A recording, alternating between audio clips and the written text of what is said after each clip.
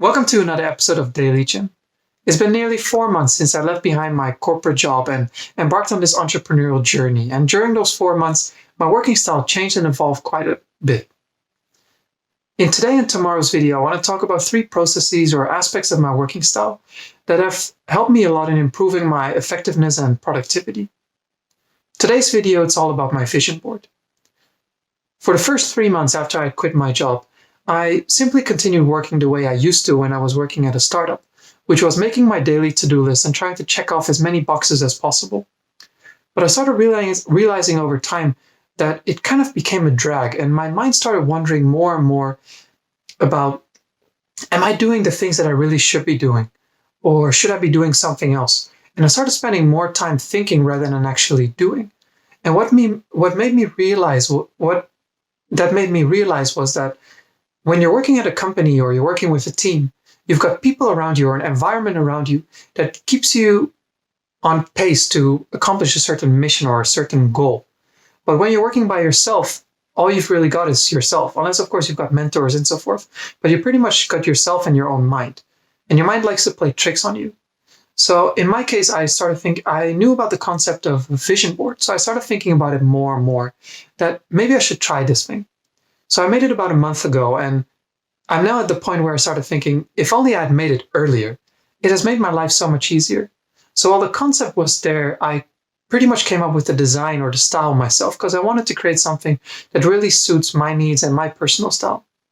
So what does my vision board exactly look like? I basically bought a physical blackboard that I put in front of my desk so that I can look at it and see it anytime I want.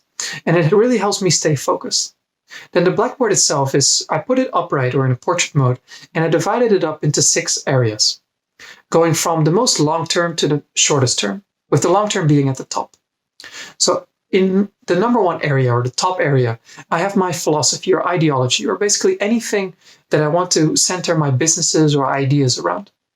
It's something that you pretty much never accomplish, but like I said, it's just an ideology.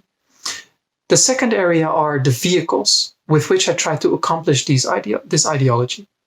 In my case, I basically made it the companies I want to set up within the next 5 to 10 years or so.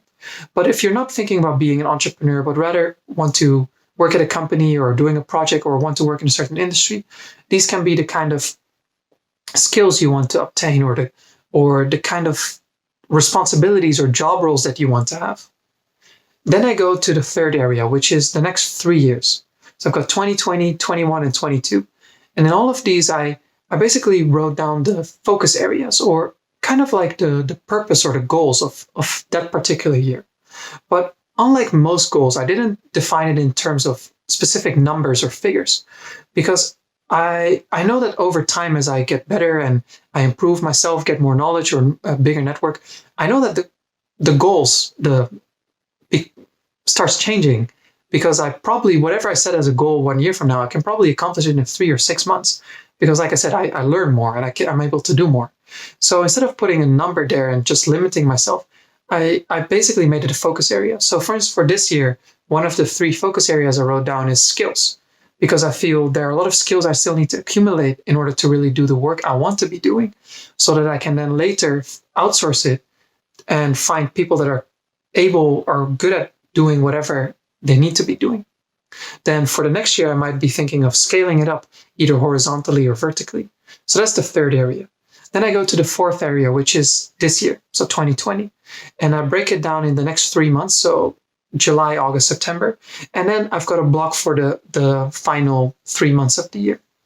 And in each of those, I wrote down what kind of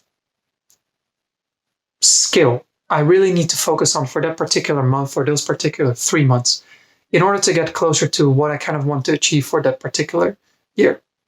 Then finally, the final 2 areas are my weekly and my daily tasks.